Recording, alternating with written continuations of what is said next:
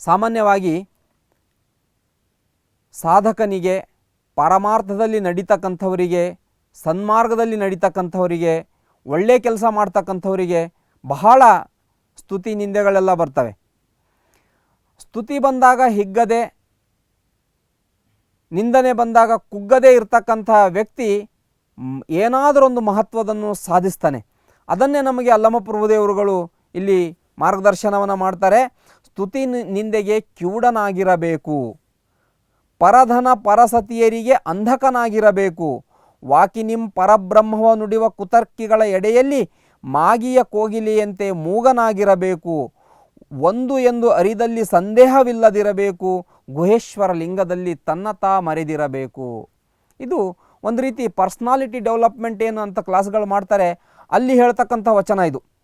ಒಬ್ಬ ವ್ಯಕ್ತಿ ತನ್ನ ವ್ಯಕ್ತಿತ್ವವನ್ನು ಸರ್ವಾಂಗೀಣವಾಗಿ ಅಭಿವೃದ್ಧಿ ಮಾಡ್ಕೊಳ್ಬೇಕು, ಸರ್ವಾಂಗೀಣವಾಗಿ ತಾನು ಬೆಳಿಬೇಕಂತಂದರೆ ಆ ವ್ಯಕ್ತಿಗೆ ಇದು ಒಂದೇ ವಚನ ಸಾಕು ಅಂತ ಏನೋ ಅನಿಸುತ್ತೆ ನನಗೆ.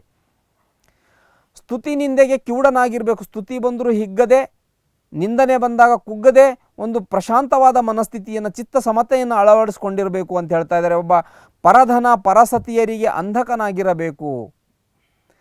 ಒಬ್ಬ ವ್ಯಕ್ತಿಯ ನೈತಿಕ ಅಧಪತನಕ್ಕೆ ಕಾರಣವಾಗುವಂಥ ವಸ್ತುಗಳೇ ಈ ಜಗತ್ತಿನಲ್ಲಿ ಮೂರು: ಒಂದು ಪರಧನ, ಪರಸ್ತ್ರೀ ಮತ್ತು ಪರದ್ರವ್ಯ. ಈ ಮೂರನ್ನು ಯಾವ ವ್ಯಕ್ತಿ ಮುಟ್ಟೋದಿಲ್ವೋ ಅವನ ಜೀವನದಲ್ಲಿ ಯಶಸ್ಸನ್ನು ಕಾಣ್ತಾನೆ ಅಂತಕ್ಕಂಥದ್ದು ಇಲ್ಲಿ ಶರಣರ ಜೀವನದಿಂದ, ಅವರ ನುಡಿಗಳಿಂದ ನಾವು ಕೇಳಿ ತಿಳ್ಕೊಳ್ತಾ ಇದ್ದೇವೆ.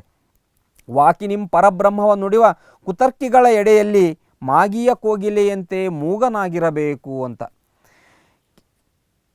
ತರ್ಕ ಬೇರೆ, ಕುತರ್ಕ ಬೇರೆ. ತರ್ಕದಲ್ಲಿ ಒಂದು ವಿಚಾರ ವಿನಿಮಯ ಇರುತ್ತೆ, ಒಂದು ವಿಚಾರ ವಿನಿಮಯ ಆದಾಗ ಒಂದು ಸತ್ಯ ಹೊರ ಬರುತ್ತೆ.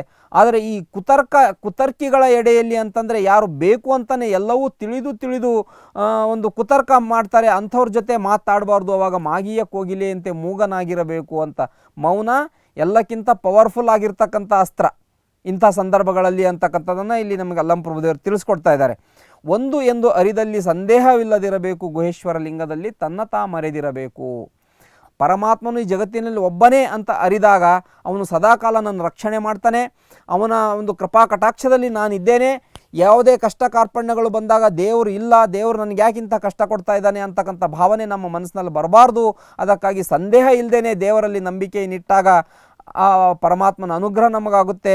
ಗುಹೇಶ್ವರ ಲಿಂಗದಲ್ಲಿ ತನ್ನತಾ ಮರೆದಿರಬೇಕು. ಕಷ್ಟ ಸುಖ ಏನೇ ಸಿರಿ ಸಂಪತ್ತು ಬಡತನ ಸಿರಿತನ ಏನೇ ಬರಲಿ ಅಲ್ಲಿ ತನ್ನತಾ ಮರಿಬೇಕು. ಪರಮಾತ್ಮನ ಇವೆಲ್ಲವೂ ಪರಮಾತ್ಮನ ಕೊಡುಗೆಗಳು ಅಂಥೇಳಿ ತಿಳ್ಕೊಂಡ್ಬಿಟ್ಟು ನಾವು ನಮ್ಮನ್ನು ನಾವು ಮರೆತುಕೊಂಡು ಪರಮಾತ್ಮನ ಅಧೀನದಲ್ಲಿ ಬದುಕಿದರೆ